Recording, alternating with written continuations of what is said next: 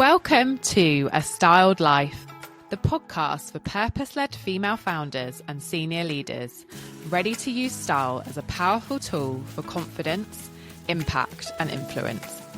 I'm your host, Alex Standley, multi-award-winning personal stylist, speaker and sustainable fashion consultant with 2 decades of experience in the fast-paced world of fashion. Join me as we redefine success from the inside out.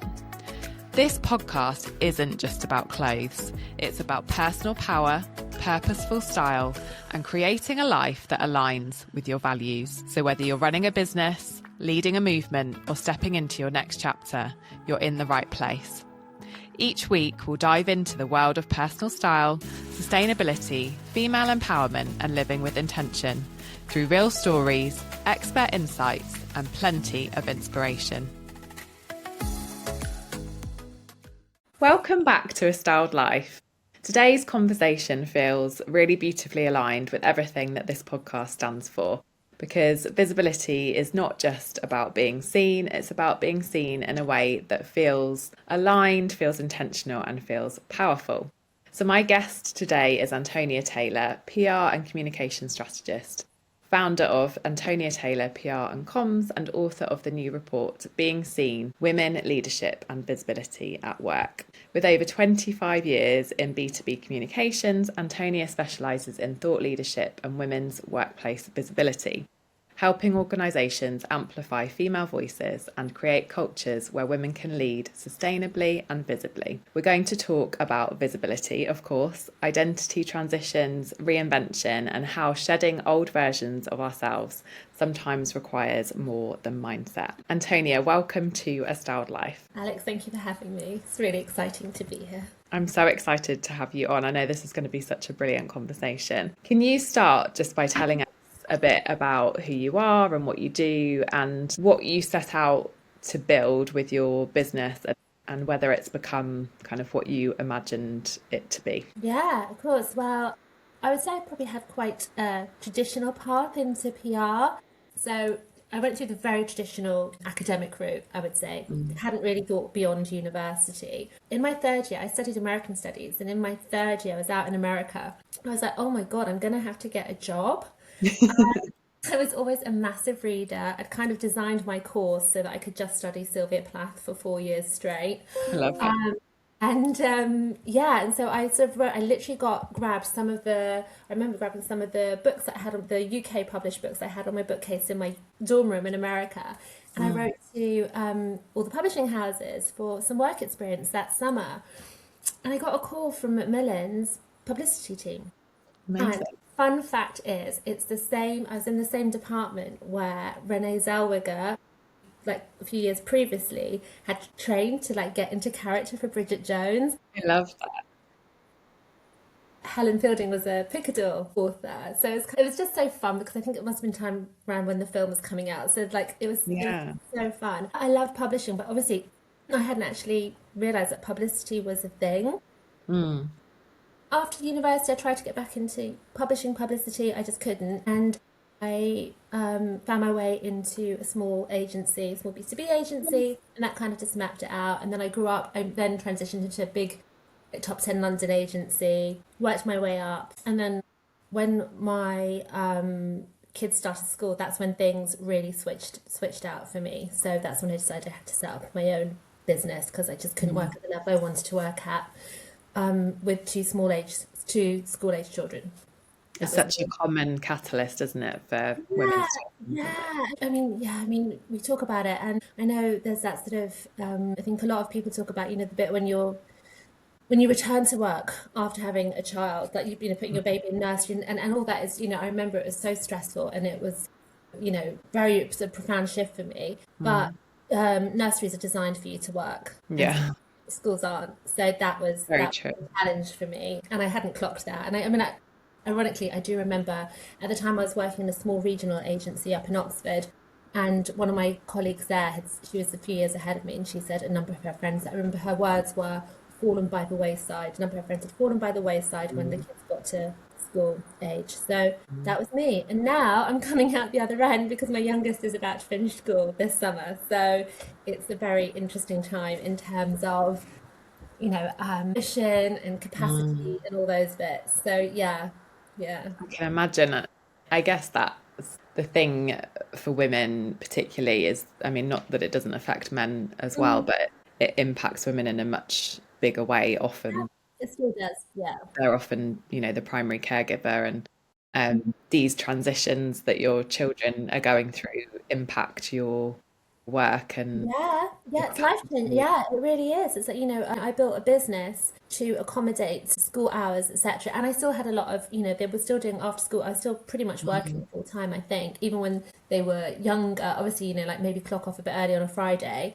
mm, But, to have built a business that was, and obviously it's changed over the years as they've become more independent and I've become mm. more less needed. Yeah. Ultimately I built it around them, and now Mm, that kind of purpose is gone, so that's a real sort of, the purpose behind it has kind of shifted, so that's mm. interesting, and so I think my brain needs to catch up with that. Yeah, definitely. And what was your bigger purpose in terms of like what you wanted to create or what you wanted to achieve Yeah, with the yeah. business? So I've always come from like a tech small business background as well. When I was in my big London agency, I worked for a number of government programs that supported SMEs. So that's always been my sweet spot. I come Mm, from, my grandfather ran his own business, my dad had his own. I come from that sort of small business SME world. mm, What I didn't love about the agency that I ended up leaving was the way that smaller businesses were always shoved to the bottom of the pile. So what I mm, wanted to do was to create a service that would make PR really accessible, affordable, and effective for smaller businesses to help them sort of like really punch above their weight ultimately mm. from a PR and comms perspective. So I was really, really clear about that. And it's great, like, I remember my first sort of like independent client that I had that was, not through an agency, that was my first standalone. They're now like 100 people strong, Wow. multi-million turnover, super acquisitive. They're local to here in Red. So it's been great to be sort of like, part of so many smaller businesses' growth stories, really, and journeys.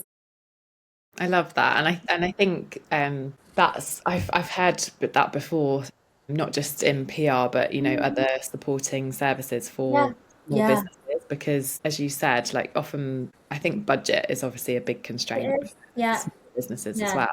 well. So I think it's amazing anything that you can do to support that kind of business to thrive, because PR and marketing and all of the kind of supporting services can make such a huge impact on Yeah, how that business no, it, scales. it can, and also, yeah, and I mean, I'm half Cypriot. I grew up in Cyprus, and we love an underdog, so I think that's Yeah, part of it. I But love it that. has, I mean, joking apart, it does make a difference. And one of the companies that I worked with went on to be acquired by a really significant parent company. My client at the time was really generous enough to say like the PR was a huge part of that.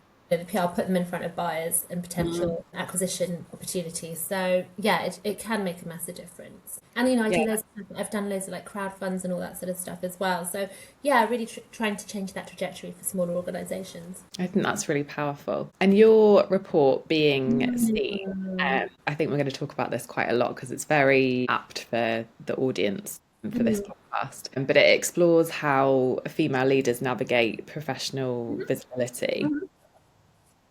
How do you see visibility in the workplace today for women? Like, what do you think that actually looks like? I don't think it looks like one thing for everyone, Alex. I No. really don't. And the deeper I've gone, so being seen is going to be, I think it's coming up for 6 months in April, it would have launched. And even in that time, the deeper work I've done around it, every time I run a workshop session with a group of women from different backgrounds, more nuance comes up. Hmm. More complexity comes up, I would say as well. So, in terms of what professional visibility looks like at work, again, I was in a session last week with a client, and it just came up about how, what the expectation is in terms of visibility as well, and how a lot of women actually, they're kind of like happy at their current level of visibility.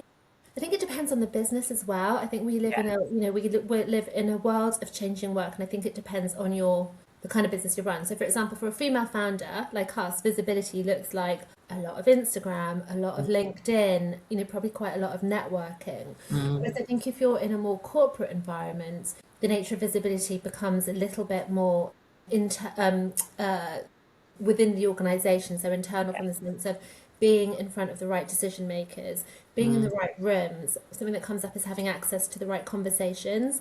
So making sure that you're sort of trying to draw attention to your work in a different way rather than, I think, we obviously have a lot of we probably have quite a lot of freedom in terms of how we can sort of communicate as female founders, as business owners.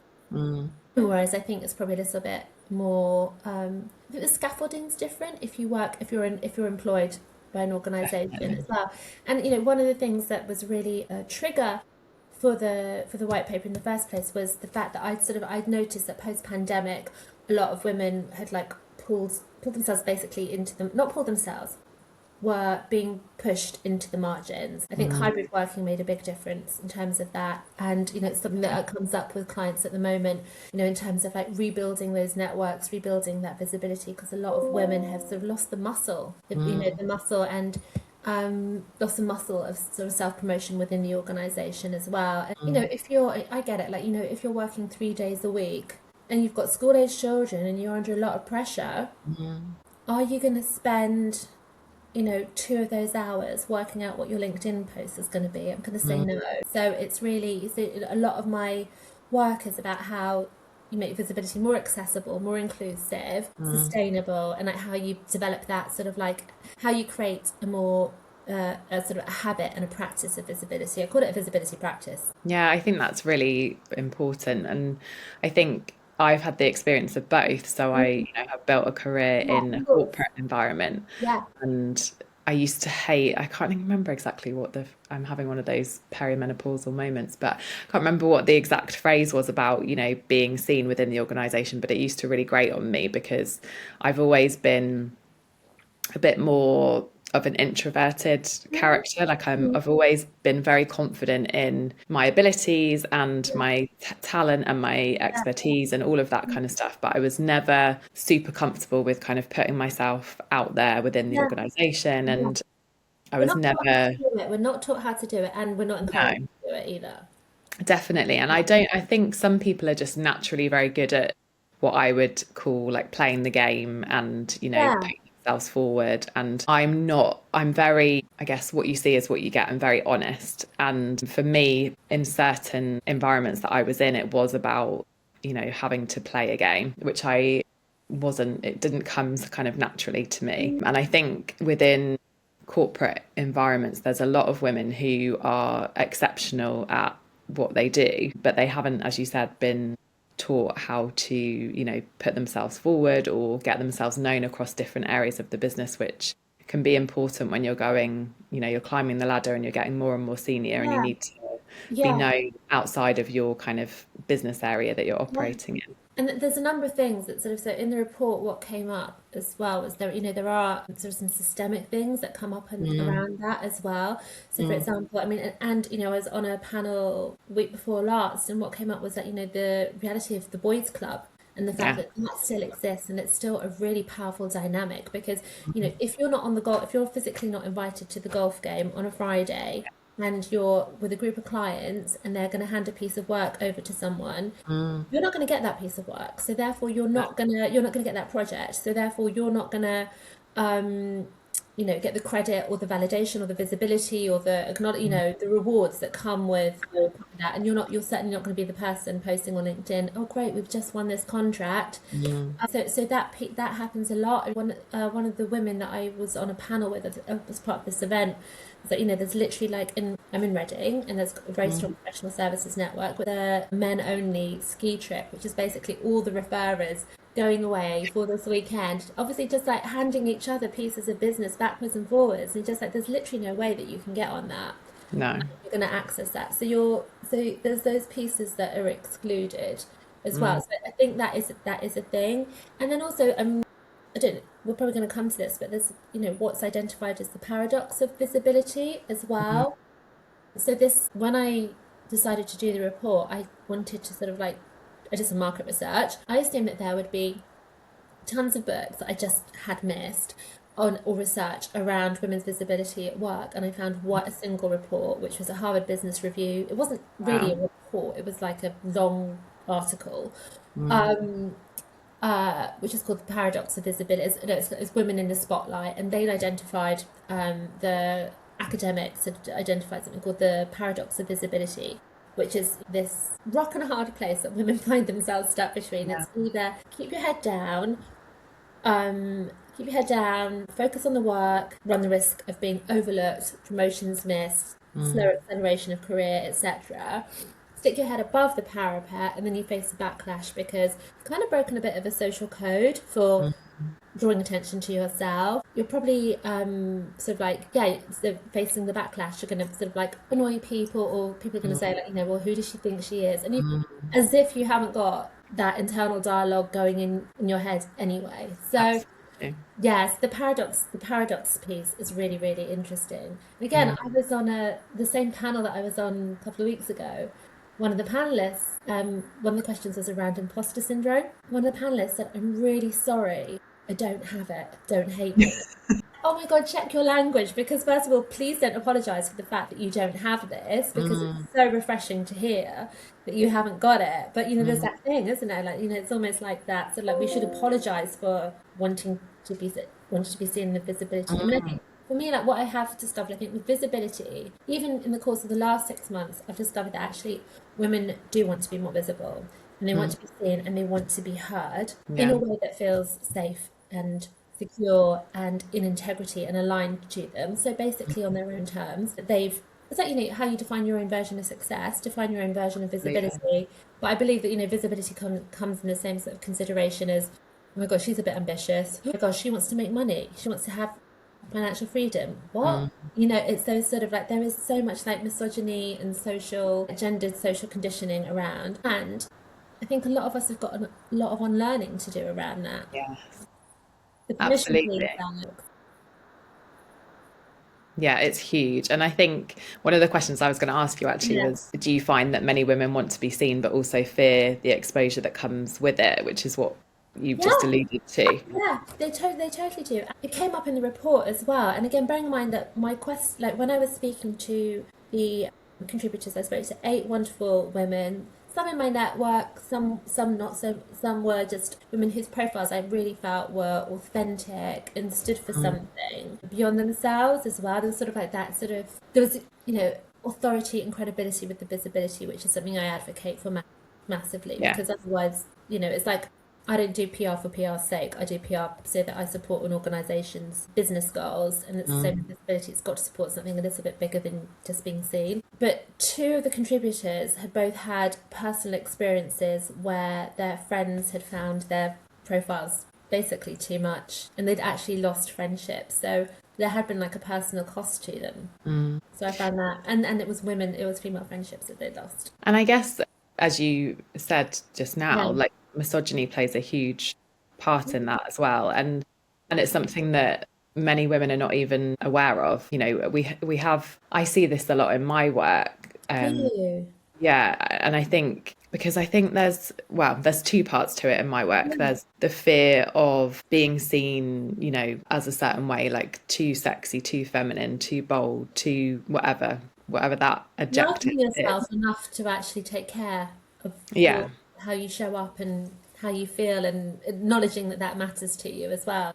Yeah, absolutely. And then the other part to it is the thoughts that we have in our minds around other women that actually aren't ours. And it's just because of, societal conditioning that's shaped us to believe that women need to look a certain way and conform to a certain beauty ideal. And so I've had clients, or just people where I've done, I've spoken on stage about body image, and they've come to me afterwards and said, what you said really resonated with me, and I feel awful because I still have, even though I've embraced myself and, the shape that I am and who I am and whatever, I still have negative thoughts about other women. If I see somebody, I don't know, somebody completely unrelated, like at an awards ceremony or something, and they're showing up in a bigger body wearing something, and I look at them and think XYZ. And I've had to share with people who have shared things like that with me that, that's not, don't beat yourself up about that, because that's not necessarily your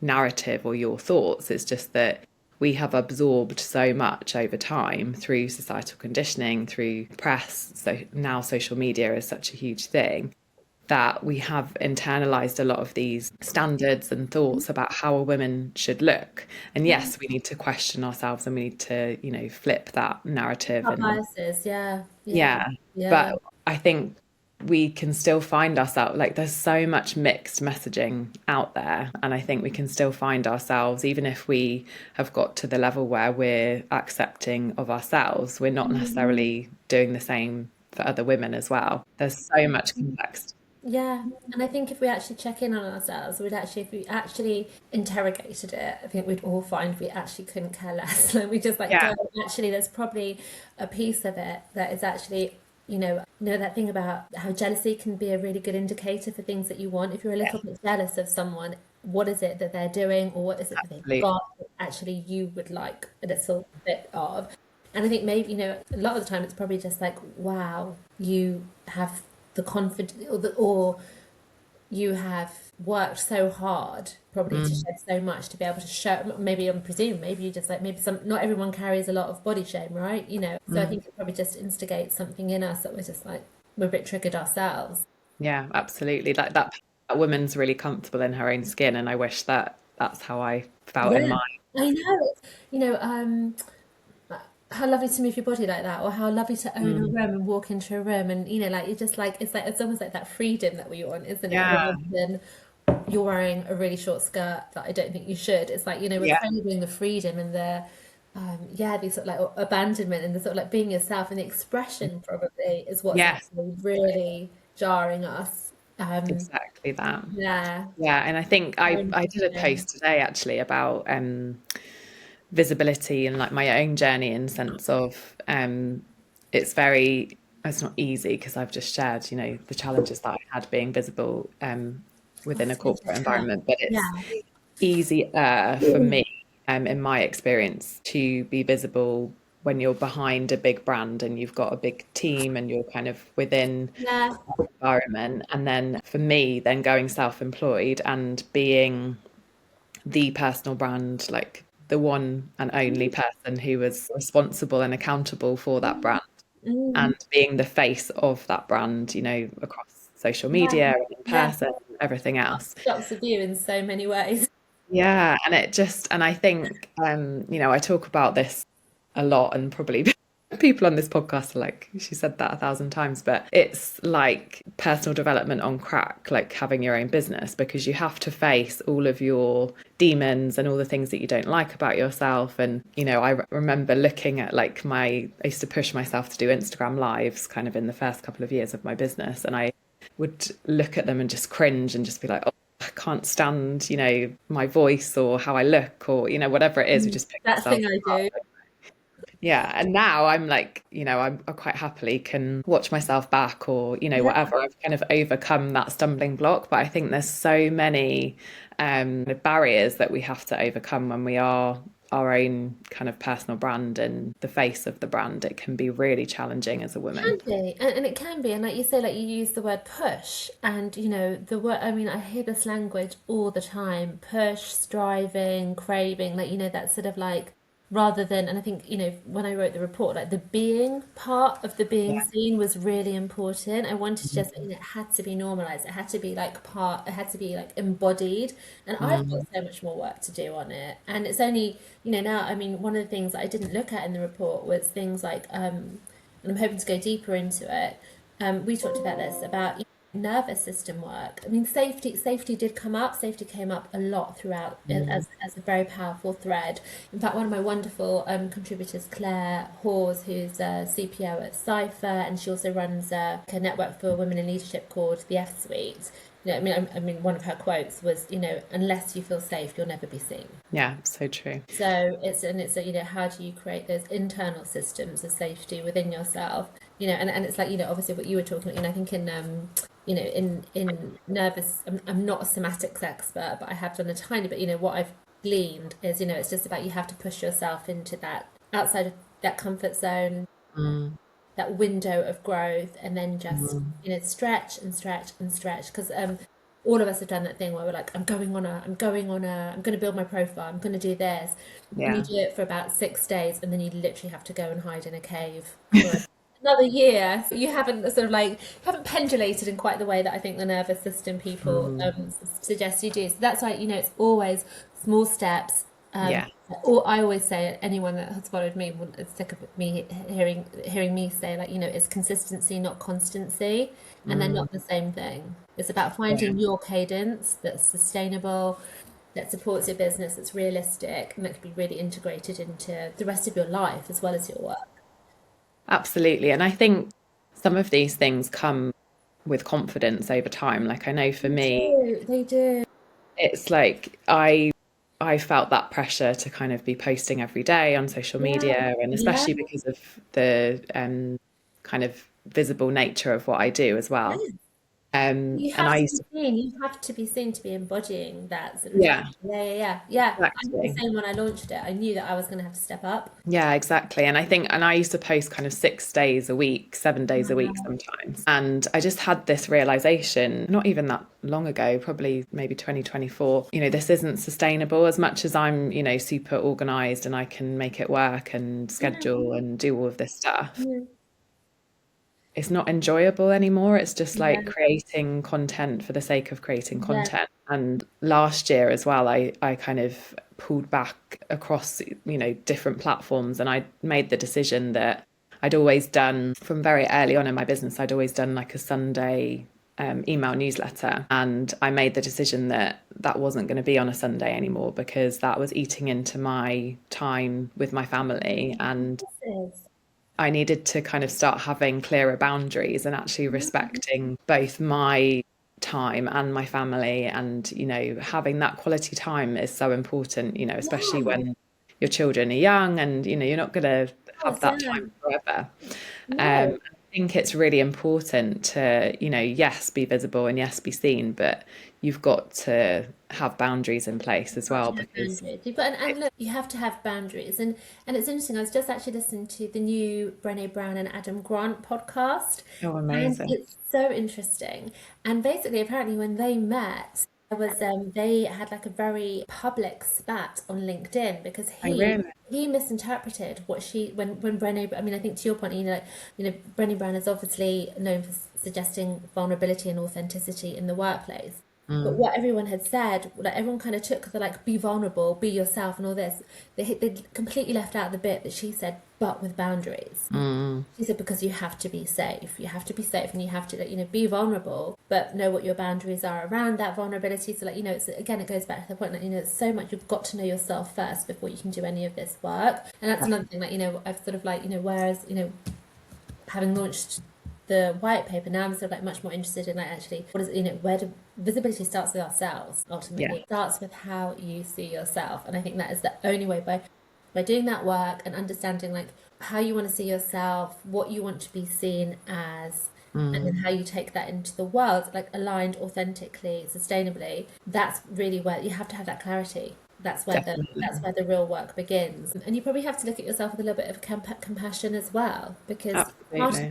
the personal brand, if you've got a shitty committee in your head constantly Mm, up at 3 a.m. in the morning. But yeah, so it was really interesting, that thing about Brené Brown and Adam Grant. Actually, there was a complete misunderstanding around like the boundaries piece. I mean, I'm sure, like, there's so many parts of my life that I had some feedback. Someone just messaged me on LinkedIn. I love the way, like, I really like the way you blend the work-life element. And I was like, I've been quite big on the working mum part of the narrative, but there's so many mm, areas that I just wouldn't go near in terms yeah. of, the elements of various elements of motherhood, other care commitments that I have. It's just not, it's not Mm. the story. Yeah, and I think, and as you said right at the beginning, it looks different for everyone. Yeah, It's going to be your individual background and your yeah, yeah, circumstances and yeah. everything. And I think, me and my husband have had many conversations about our daughter. We started off that we would share, some images of her on social media and stuff like that. And now we've both come to the decision that we're not going to do that kind of moving forward. But that's an individual choice and it's not Yeah, going to yeah, be yeah, right for everybody. yeah, So you've got to kind of have those foundations in place and know what you're willing to compromise on, or where you're really kind of strict on your yeah. boundaries, and it is going to be totally unique to you, I Yeah. think. And I think that's really important to acknowledge as well, that because as we've said, it has to be very authentic. If it's not, then it's just not going to land with people either, because, people buy people at the end of the day, and And they want to see know through it, you. people see through it as well. And like, the number of times, like, I guess one of the big things I say is like, take the shouldness out of it. Like, there's nothing that says you should post at 7 a.m. on a Monday. And so, Mm, like that thing, like, must be on LinkedIn at 7 or, 8 a.m. on a Tuesday, whatever. yeah. Take the shouldness out of it. Also, like people see, I mean, I've done posts where I'm just like, I did this, so I must do that, I should do that. And in my heart, I know it's not there. I'm like, Mm, oh, just like, just go through the process, trust the process. And just like, it doesn't land in the way that you would aspire to. And like, no. oftentimes it's the pieces of content or, that I've spent the least amount of time on Yeah. that actually really sort of like create a little bit of fun, and you enjoy doing it as well. So one of my contributors, Caroline Goyder, who is a wonderful public speaking expert, she had a massive she had a TED talk that went completely viral. I had a terrible experience of it. I had to ask YouTube to Oh, look at all the comments because she said it was like misogyny on steroids, is what she said. God.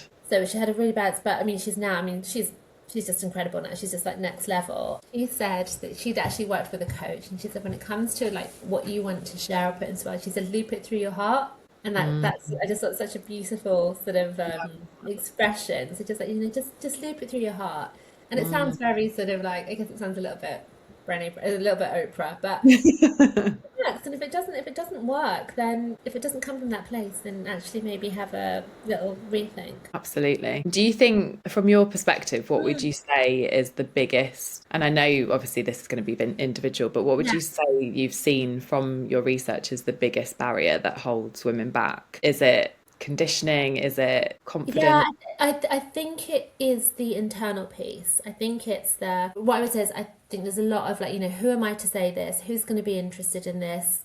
Someone else can say this better. Someone's already said this before. What have Mm, I got to add? So I think it's that piece of that sort of like it's not the inner critic, it's the inner dialogue that yeah, ultimately just grinds us down. Our inner whatever that inner dialogue, the inner critic is very good at talking us out of everything. absolutely. So I would say it's that piece. Another thing I would say also like, it is time. Yeah, definitely. Time is a big thing. I think it is. I think it's fear of judgment. I think the fear of Yeah, judgment is absolutely, and I don't use this word lightly at all, is paralyzing, I would say. absolutely. And I've had this before. I remember like before the pandemic, I was hosting something, and I thought I should do something to screen for LinkedIn because I think I was running a LinkedIn training actually, ironically. Mm, And in my head, I just had this thing like my old boss, who was the best boss I ever had and has been nothing but support. I thought he was going to see it. I was worried about him. I was worried about my husband, and who's also been really supportive, and my ex-boyfriend, who quite frankly probably doesn't actually give a crap. And I just had this like trio of male, lovely, all lovely men actually. But I was just like, I don't know why I had just like put them together. I was like, what are they all going to say if I do this? And it was so funny because like categorically, it's the only thing that I've ever posted that all three of them liked. And I don't know, who cares like what they literally, when I've told this story before, like my best friend was like, whoa, check yourself because who cares what they think?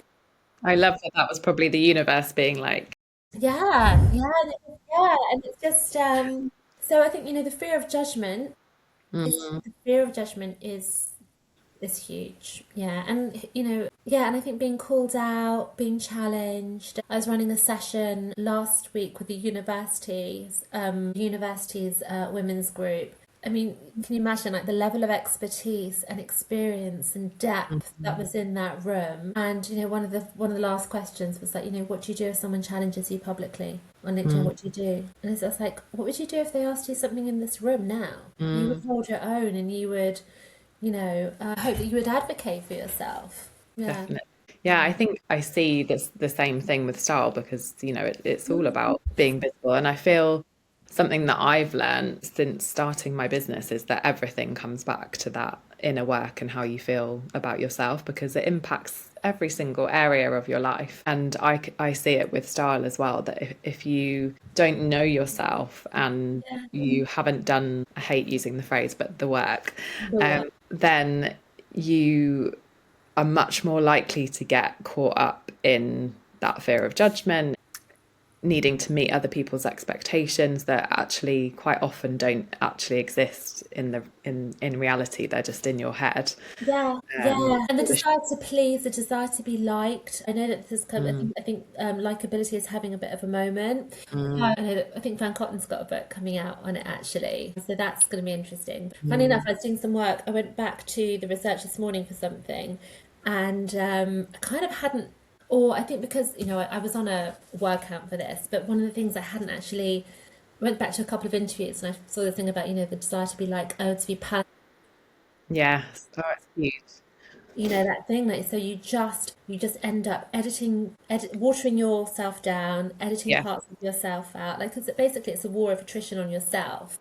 And just so that you can, like, you're basically fitting into a vanilla mold that is designed probably for the male gaze, if nothing. I mean, in sense of style as well, like, probably for the male gaze to be approved of. And it's so interesting as well, because even in a kind of, I don't know what you call it, like a domestic environment, it's like I see it all the time when I go and do like wardrobe edits or do personal shopping with clients, and they're super successful, like really confident women, and they'll say something like, my husband always says that he doesn't like it when I wear XYZ, whatever. And I have to remind them that actually you're not dressing for your husband, you're dressing for yourself and how you want to feel and how you feel sexy, confident and comfortable. And ultimately, you'll probably find that if you feel all of those things in yourself, then they will respond positively to that as well, because it's all about you and how you feel in your body and in your clothes.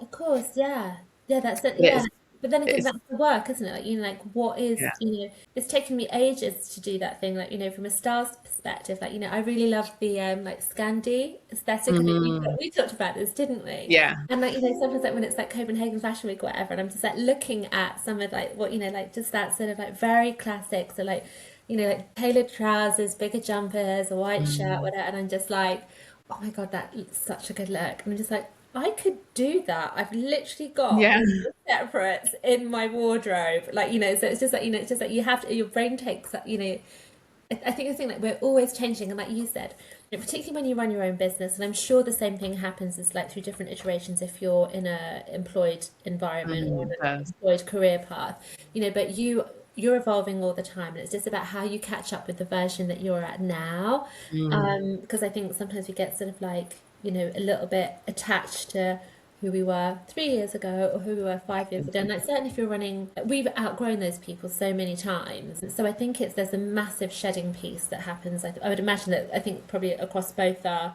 pieces of work. Well, when we connected originally, Alex, it was about those identity transitions and actually having that consciousness of where you are now and where you want, and how what you're doing supports that piece as well. Absolutely. Yeah. So that brings us very nicely onto the next topic that I wanted to talk about. So something that you shared in the form before we came to do the podcast was you spoke about when you set up your business and you had black column dresses from your agency life, and how they kind of symbolized to you like not just that role but also some feelings around like stress, fear, self-doubt.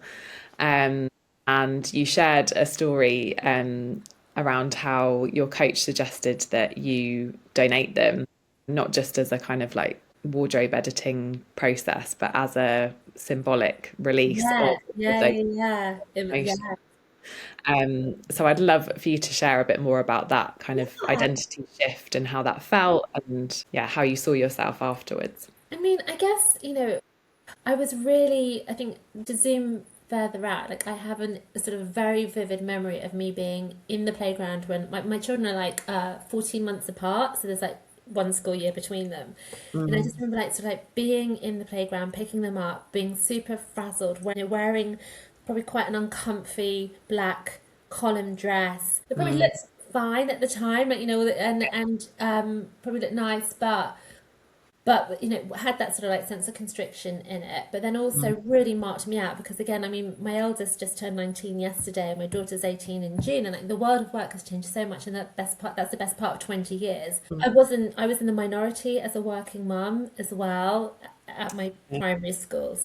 And obviously no one was paying attention to me, but I felt a little bit absorbed by this idea of myself. Not absorbed, assumed I was not considered, just like I was just aware. I felt self-conscious, I guess. Aware, and I was good. I had massive mum guilt. So I think I had this memory of like this version of myself that was super stressed, super distracted, probably not particularly present. Looking really nice in a black column dress, but that's kind of it.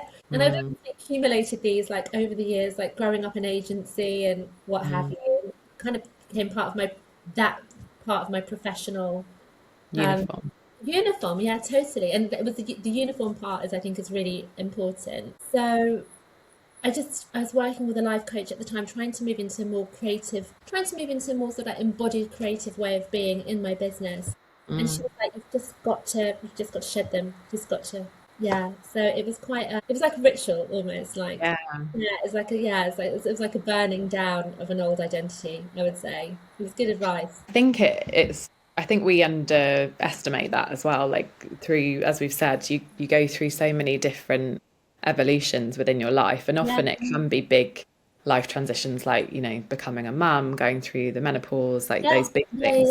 But sometimes it's not. Sometimes it's just a gradual evolution and a gradual change that it creeps up on you because you haven't quite appreciated it takes a while. And I think there was also another element because I think she, like, for my coach at the time, she was like, I think she kind of thought as long as I had those dresses hanging in the wardrobe, I wouldn't step fully into this new version of me either. So I think she kind of, because they're kind of like, they're basically a backup plan. They're basically, you can always go back into agency, pop your old uniform on and go back to that version of yourself. It didn't feel, I think she really recognised that how constrictive, basically, the idea of them and having them there. And it sounds ridiculous. They were, there was like, 6 black dresses. Yeah. But it just kind of represented this whole world and this whole way of being. And so the most expansive thing I could have done, the most growth-oriented thing I could have done was to take them down to Oxfam. And I really hope whoever picked them up is having fun with them. Yeah, that second story. Yeah. I hope they're having a great second act. Definitely. And I think also I did a podcast episode on this quite early on in the podcast about that scarcity mindset when it comes to your wardrobe, because it sneakily shows up in so many different ways. And I think you probably, it's so interesting. And I think we probably talk about it more in the sense of so many women have in their wardrobe things that don't fit them anymore. And, it's that one day mentality of like, one day I'll fit into it and one day I'll wear it. And every time you open the wardrobe, you're kind of inadvertently beating yourself up because it's like, I still don't fit into that, or I still can't wear that, or I wish that I could, fit into it. And it just feeds this kind of like low self-esteem and low self-worth and feeling like we're not good enough. There's so many different ways that it shows up in our wardrobes. And one of them can be like you just described, like it's like holding on to something because you're not quite ready to let go of it and step into the next version. Yeah, making room for what's next. And it's so powerful when you do. Of course it is. Yeah, I mean it was really, really freeing. And I haven't gone back. And also it kind of, it's like, it's burning the boat behind you on the island, I guess, isn't it? Yeah. You have to make this work now because there's no going back. I mean, I'm sure I could have got another, but yeah, that's really interesting. I hadn't actually thought about scarcity mindset. I'm really interested in scarcity mindset because I think one of the things I've always I have massive issue around coming from, I think, a professional services background where we were like made to bill every 15 minutes. It took me years to shed that kind of like, if this isn't billable, then I'm not going to do it. So like time scarcity. And again, like now that I have more time because of like, I'm needed less as a mum, it's interesting like having to know you have got time to do this. Yeah. And to change the narrative on that one, you actually have plenty of time to do this. Yeah, definitely. And I think often for women, it's often that we kind of, it's not an excuse, but it's kind of like a habit, like a bad habit of, Yeah. I haven't got time to do that. But actually what's really happening is we're not prioritizing Yeah, ourselves. I'm not making time for that. Yeah. Yeah, yeah. I mean, it's just, even this week, like, like I think because it's been like a nice spring, we've had like a nice run of spring weather. I literally forgotten, Alex, that how much I love going for like a morning walk. Like, there's a Yeah. particular thing in the morning that I love doing, and I was just like, you're gonna have, slow down, go. You've got 25 minutes to walk around the block, that kind of Definitely. thing, just to like take it in while you can. I mean, like, I think the weather's Mm. turning tomorrow, so like that's not gonna last. But that those sort of things that are all part of running our business as well. And again, like, like you always, everyone says that, you've got to slow down and speed up. And I'm just like, no, you don't. You, you break yourself and then you work on a Sunday and that's how you do it. And you're just like, oh no, wait. There's so much unlearning there, isn't there? And it's just a constant, work in progress, I Yeah. think. Yeah. So have you found that your style has shifted a lot since going self-employed? Like, what evolutions have you experienced? Would you feel like, I know you've said before that Mm, your personal style is quite like classic and yeah. intentional. It's not, trend led necessarily. So Yeah. do you feel like it's been fairly like consistent for you? I mean, even today, like I was like, because I knew that this was going to be filmed, I was like, I should probably wear some colour, and I couldn't find any. Yeah, it's an interesting. I think we've spoken as well. Like, I come from like growing up in Cyprus as well. Like, I just think there's like a cult. I don't know if it's a cultural thing or a European thing or whatever. Just I've always worn a lot of black. And like, Mm. it's hilarious. Like in Cyprus in the summer, like all the Greek girls are wearing black, and like everyone, I don't know what it is. So it's just a color I've always been drawn to, and I know that I should probably shift that up as well. It's my sort of, I guess there's that safety thing in it as Yeah, well. definitely.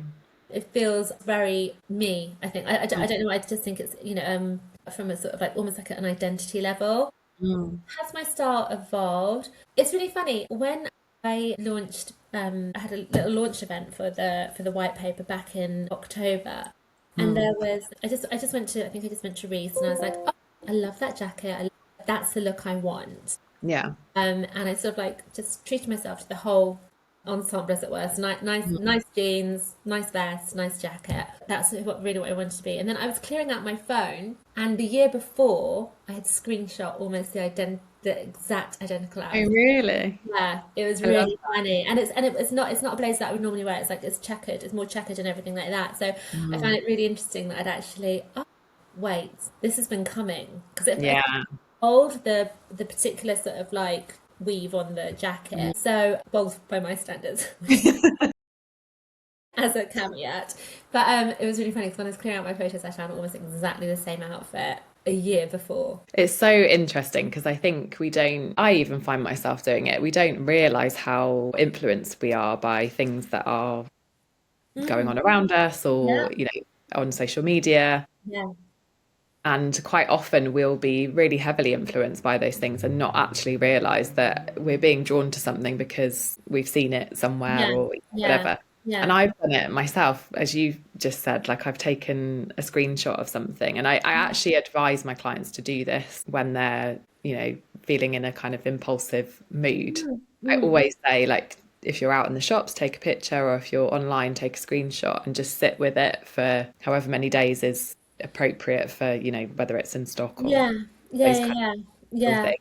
yeah. And actually see if in a week's time, are you still thinking about it? And have you thought of, so many different ways that you could wear that in your wardrobe? And Yeah, is I've it started to really do kind that a of, lot more. Like, does this change? What does this change? And also because, I'm at the yeah. age now where, like I've probably got a very close version of quite a lot of things. I've got, a Mhm. black blouse, I've got a navy blouse of that, I've got a Yeah. white, last night I was looking, I know, like came off my, like, like frilly white shirts. And I was like, Mm. also remember, also remember that you can't wear those. They just don't work. Like, I can't wear around, I need a collar on a shirt, for Mm. example. And it's just like, there's all these really pretty collarless shirts and stuff, and just like they just don't work for me. They just Yeah. do nothing for me. So just remember that that's not available to you as well. So I yeah, think that's one of the nice things about like aging in some ways yeah, as well, because you get a lot clearer on what it is that actually works for you yeah, often. Yeah. and you don't feel the need to conform to, like, what the latest trends are, because I actually did this yesterday. I had a couple of hours free time. My daughter was at a party, and I was like, oh, I'm going to treat myself and actually go and browse the shops and have a bit of time. And I went and I seen this blouse that was absolutely beautiful, but I was pretty sure that it wasn't going to work for me. But I was like, I'm just going to try it on because I've got a bit of time. And I put it on, and I was like, yeah, these are all the reasons why I knew that this just was not going to work. Yeah. So I think you do, like, you've become so much clearer on, this is my body shape, this is, what suits me, what flatters me, Yeah. and it's easier to kind of bypass certain trends or certain things that come. Yeah, and how you feel, because sometimes it's so tempting to, like you say, like see something and you're just like, but I won't feel like me in that. I will feel like I'm Mm. trying to be something else. And yeah, it is really interesting. It's really interesting about sort of, for me, it just has to come back to that authenticity thing. I'd rather feel relaxed and comfortable, and I like to, I do pay attention to things. I'm Mm. always paying attention. I'm really quite interested in it. Mm. And I was about to say more so than I should be, but it's not. I just really appreciate style. Yeah. And I'm also that annoying person on the tube that will say to someone, I think you look lovely or whatever. In fact, the That's other so day, important. funny story, I was in London in a prep about going to meet my uni friends, and I saw this lovely woman about, so maybe just around about my age, tiny bit older, but she had like the most perfect pair of like weekend jeans on. And I went over to her and I'm like, I'm so sorry, I have to ask you where your jeans are from. She looks at me and it was my old manager. From my big London agency. She was like, Antonia, it's crying. I was like, oh, and it's just like, I hadn't clocked that it was her. I was like, and it's so Just funny, obsessed with the jeans. to her, but it was funny because, like, back in the day, like, she was my manager. I was in my mid 20s, and she always, we'd spend hours talking about like those and stuff like that. And it was Yeah. just so funny that, like, literally 20 years later, we bumped into each other in prep, and I was like, where did you get those jeans from? Yeah, so that's how I dress myself. I embarrass people in prep. I think it's so important that I always say, like, if you think somebody looks amazing, then tell them, because it will Yeah. just mean so much to that person. Yeah. Um, Another thing that I wanted to ask you Yeah. about in terms of style is, Mhm. how important do you think it is that somebody's kind of outward presence aligns with their, internal evolution or their values or who they are as a person? Because you've obviously just said, it has to be authentic to you. Guess it comes down to the person, doesn't it? Because maybe some people don't, I wouldn't want to speak for anyone else because I don't know if it matters that, if some people aren't, if some people are really comfortable in a different kind of style or a presentation, Mm. then if that works for them, I would say, cool, whatever works for you. I mean, Mm. for me, and it is hard because we are in an age where, things matter. Mm. For me, like, first impressions always count as well. Yeah. And it's not, and do you know what, but it's got nothing to do with what someone's wearing. It's like, for me, it's always about, I can just get, and probably like you, I think it's probably where we click, it's like, just get a sense of someone's energy, and it's like, is that a match or what have you. But yeah, Mm. it's important to me, and it is important to me Mm. to look a certain way and to present a certain way. And like, if you're on a, like, we're both in quite sort of, we're just quite visible, aren't we? Yeah. We are on panels, we're on, I think I saw one of the FT journalists was like, this International Women's Day, can we just say no to high stools on panels because they're Oh my just God. not Yeah. flattering. No one's eyes look good on it. And it's a bit like, oh, I don't know. It's kind of on the edge of, like, should we be talking about that? But she's just like, Yeah. like, she says, no one looks good getting on a high stool or getting off a high stool. So uncomfortable. Yeah. So that, I thought that was quite funny. It's just you have to. I just think you have to, like, feel like yourself. And Mm. whatever makes you feel like yourself. If that's trainers, fine. If that's heels, whatever. Absolutely. Everyone's got their own sort of, like, version of that. I think the thing that I'm really passionate about changing is that taking care of your style or caring about the way that you look is not vanity. It can be a really, really powerful part of self-expression and connecting with people. And so I think what I'd It's love to joyful as see, well, right? Isn't it? It's say that joyful. again. It's like joy. Yeah, absolutely. And I think that that's the bit where we can kind of bring each other down, not just women to women, but men to women as well, because we kind of dismiss it and say that it's frivolous and it's vanity and, all of those things that we've been Yeah, yeah, to be. but again, I think that's, again, it's like tying into that ties into the category, that sort of like category of, success, wanting, being ambitious, wanting Mm, visibility. Why would you want to look good? Like, what? Let me yeah, shame you on something else right yeah. now. And I think, like I think I listen to a lot of podcasts, around the aging thing as well, and I think, I heard Paulina. I can never pronounce her surname. She was on the Sally Hughes podcast, and she was talking about how she had previously judged women who had Botox. Mm, And she kind of like basically Botox shamed them. And but she was like, then she realized actually, what, if that helps them, and if that, because you're damned if you do, you damned if you don't, aren't yeah, you? So absolutely. yeah, I mean, for me, like, there's nothing. I don't know. Like, a massive compliment for me is, like, if one of my friends says, "Can I borrow your silver skirt, your silver sequin skirt? I've got a party coming up." That's a massive compliment for me. Like, can I borrow Yeah. your leather jacket? Can I borrow that? Can I borrow that dress that you wore? It's a compliment. And I've got a really good friend, and I'm just like, I need a navy dress, and she's like, "Here's your pick." Like, it's a compliment, and I think you connect on things, and Yeah, yeah, definitely. yeah. I think if you appreciate, like, you know, there's a lot in appreciating beauty and appreciating style, I think, as well. Absolutely. And just be It's able to something, hold it as something that it is. yeah, definitely. And as you said, it's something that we can get a lot of joy from. But sadly, with the expectations that are put on, especially women, and, the way that you have to look and the way that you have to age and all of those things, it can feel very overwhelming and very confusing.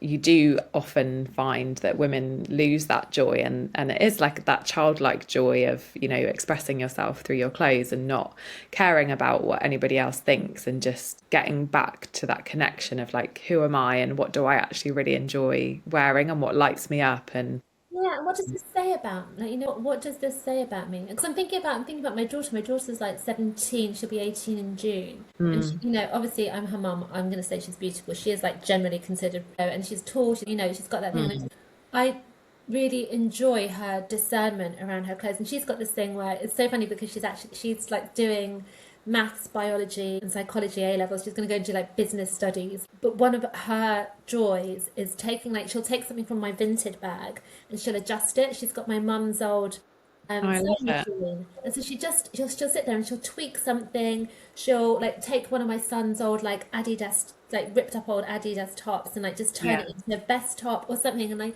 it gives her so much joy, and it's like such a Mm, creative outlet for her. yeah, And I definitely. just like, why would that's just such a pleasure to Mm, watch her, and then she wears it, and it's like a one-off. It's original, yeah. and she's so original, and she's quite, she has a very clear sense of self, and sort of like her sense of her set of standards, I would say. Mm, And I think that's a wonderful way for her to express herself. absolutely.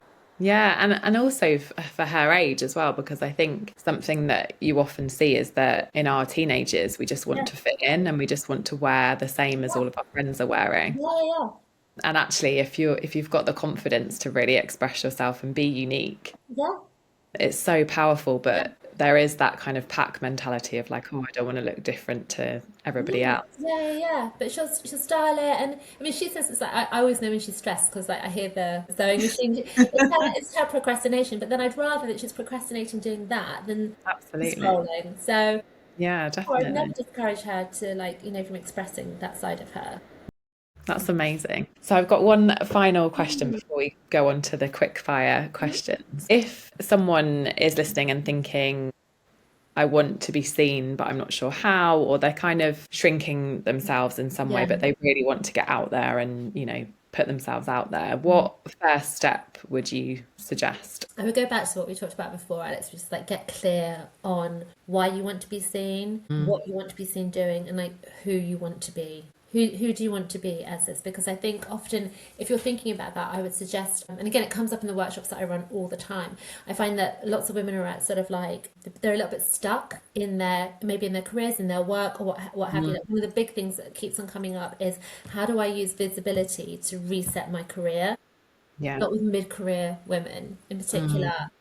So how do I use my visibility to reset, to reignite? So think about what you want your next chapter to look like. You know, I hate to say it, get your journal out, rewrite, just do like, what do I want this next chapter? Like, who am I becoming? And then how does the visibility become the vehicle for that? What's one thing that I do as part of that? Is it, you know, as a small step, if you're in, you know, is it that I am going to connect with 10 new people on LinkedIn this week? And I'm going to keep that. And that's, you know, and then it's find out what your sort of like your what is it, your MVP is, your minimum viable proposition is in terms of sustainability, and start that, and take that small step, keep the step, because it has to be a practice. And we all, like, you know, we were talking about shoulds before, but you know, make the commitment, and then take the step, and then take the step again, and then and the steps become bigger and bigger and bigger.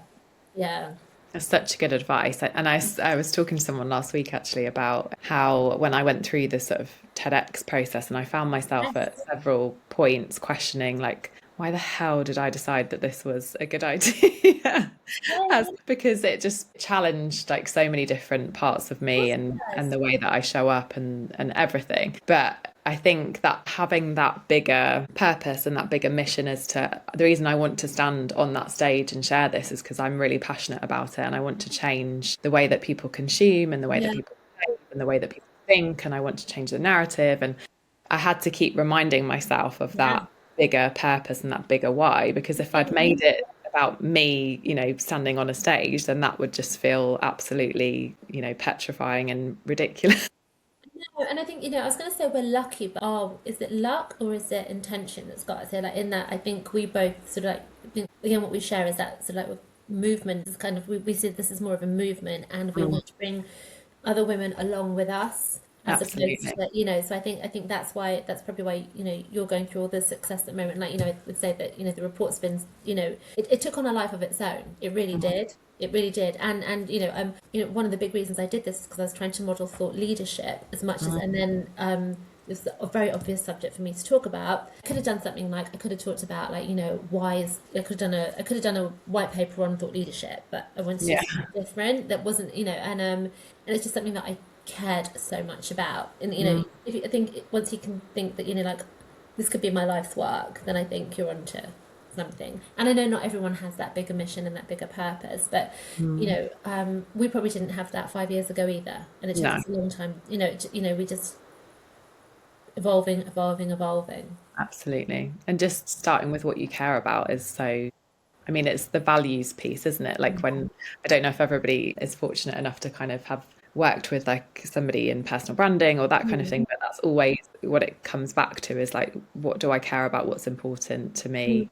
What are my values? And so that is such a great starting point. Where can people find the Being Seen white paper if they want to access it? Thank you. So there's a link on my Instagram at Antonia Taylor PR, and then also it's just downloadable on my website, so antoniataylorpr.com. Amazing. I'll share the Thank link in the show you. notes as Thank you so well. much. Yeah. So, final three quick fire questions. What is the one item of clothing in your wardrobe that you love the most and why? Oh, wow. Do you know what? It's a really simple black vest. Really simple. I'll say where it's from. It's from 11 Loves. And I just think Hayley Nice. she's just like the way that she designs for women. But it's Mm, one of those items that you can dress it up, you dress it down. It just fits my body in such a way. And it's the most simple thing. I think it costs less than 30 quid. if we opened your wardrobe right now, what would we find way too much of? Black. And That's so often an answer to that yeah, too much black, probably too many navy jumpers. Yeah, too many white shirts actually. I do have a bit of an issue with white shirts. question. Those are lots Too many of to the see. classics. Yeah, Yeah. just yeah. And finally, what's an outfit or a trend that you look back on and think, I really regret that and why? I mean, well, it's probably when I was at uni and I went to Manchester and we'd go clubbing and there were just some mishmash situations there. They were probably like, I think I was trying to, you know, like some of those like very cute logo t-shirt sort of things, like cute, not cute, like too cute, like I can. They were just such a point of departure. Yeah. Yeah, but they were just wasn't quite right for where I was. Yeah. I think uni days often bring up the most cringeworthy, especially for me being at fashion university as well, and you're like Yeah, experimenting with different yeah, looks and yeah. stuff. The most experimental I've ever got, like wearing a Puma t-shirt that just wasn't a good shade of blue for me. Yeah, and like yeah, so yeah. Thank you so much. It's been such an interesting conversation. I feel like we could probably talk about this for hours on I end. thought yeah, it's so fun. I hadn't really, and just that, the piece about wardrobe scarcity as well. It's really going to stay with me. I'm just going to go and have a little look and think, Oh, you should listen to the podcast episode. I will, yeah. Thank you. Thanks for having me. Oh, it's been so great. So where can people find you? Is it mainly Instagram? So Instagram, yeah, so Instagram, my website, and I mean LinkedIn, Antonia Taylor. I should know how many of us there are, but if you put Antonia Taylor PR and Communications, I'll crop up. Amazing. Thank Thank you so you. much. Thank you, Alex. Thank you for tuning in to A Styled Life. If today's episode resonated, the best way to support the show is to share it with another trailblazer or leave a quick review. And if you're ready to align your style with your next level of impact, head to the show notes to book your free style strategy call. Because when your style aligns with your purpose, the world takes notice.